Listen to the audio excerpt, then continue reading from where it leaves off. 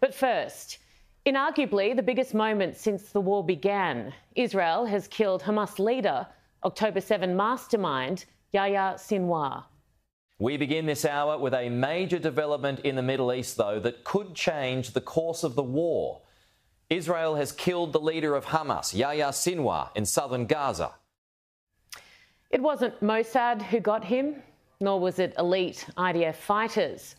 A group of trainees and reservists took out enemy number one. He died as he lived, like a coward, cowering in the shadows, hiding in buildings bombed off the back of his terror raid. It was a drone that captured these shots from his last moments alive. Look at him. He was no freedom fighter. He wasn't leader of any resistance. He was evil personified. He was also weak, so very, very weak. He knew that he was no match for soldiers, no match for an army. That's why he went for women, children, unarmed innocent men, teenagers, the elderly, Holocaust survivors, the sick, the disabled.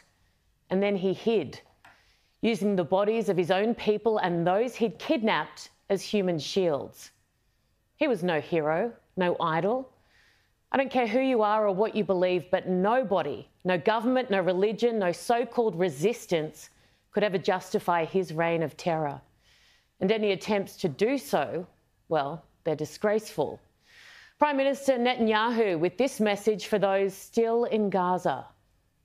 To the people of Gaza, I have a simple message. This war can end tomorrow. It can end if Hamas lays down its arms and returns our hostages. Followed by this. And Israel will guarantee the safety of all those who return our hostages.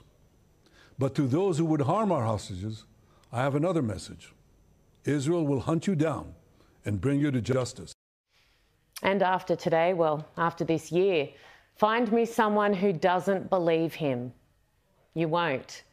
World leaders, of course, reacted. Our Prime Minister said he was an enemy of the Israeli people and an enemy of peace-loving people everywhere. His death is a significant moment and can be a vital turning point in this devastating conflict. US Vice President Kamala Harris.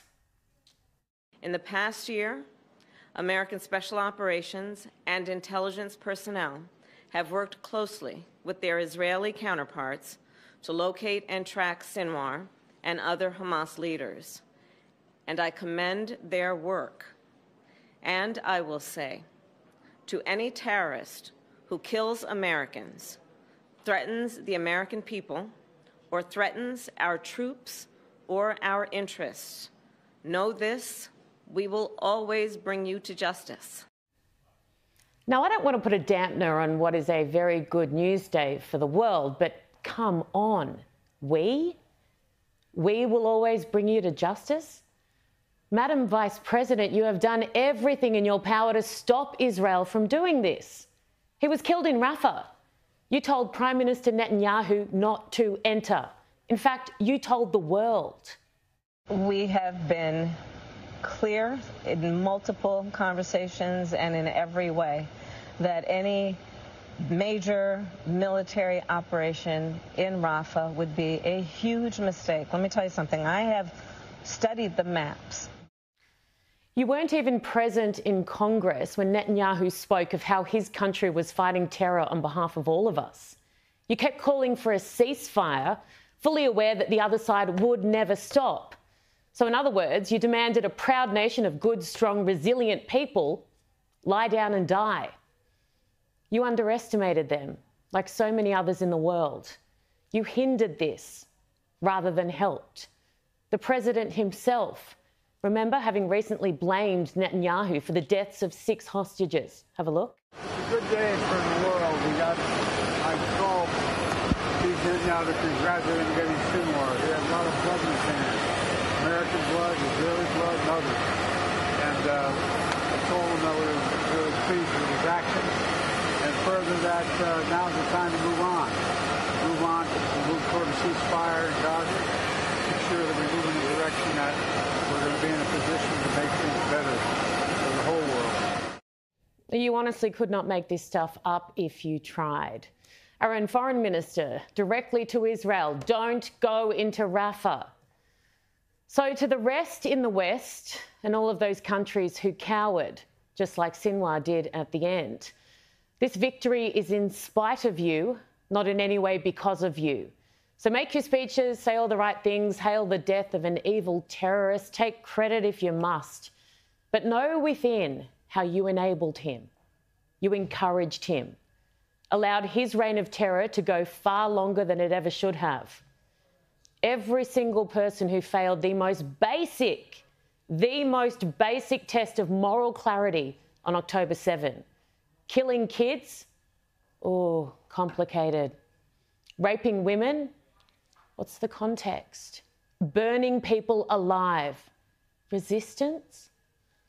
All those who joined a movement that glorified death, who marched in our streets waving their flags and chanting for more. Sinwar is responsible for every single death that has occurred in the Middle East since October 7 and many before. But his global cheer squad, wow, take a bow. You played a big part, and most of you are too stupid to even realise. Where did it all go so wrong? Honestly, it's a legitimate question. How did we get here? How did those we elected to lead us fail us so miserably? And how did that then seemingly filter down to the masses? No one ever had to make a choice between supporting Israel and supporting humanity. Standing up for innocent children goes hand in hand with destroying the terrorists who were killing them. October 7 was a dark, dark day, the most horrific thing I've witnessed in my lifetime. But do you know what's been even worse? The soul-destroying reaction of all those around the world who purport to stand for life, freedom, democracy, and peace. This won't just go down in history as the worst massacre of Jewish people since the Holocaust, but as the darkest day for leaders all over the world who were tested and the vast majority of whom failed miserably. Those who stood tall despite their relentless campaigns to do otherwise will be remembered. Those who shrunk and sold their souls will be as well, for very different reasons. The earth is now a much safer place, thanks in no part to the majority of the Western world.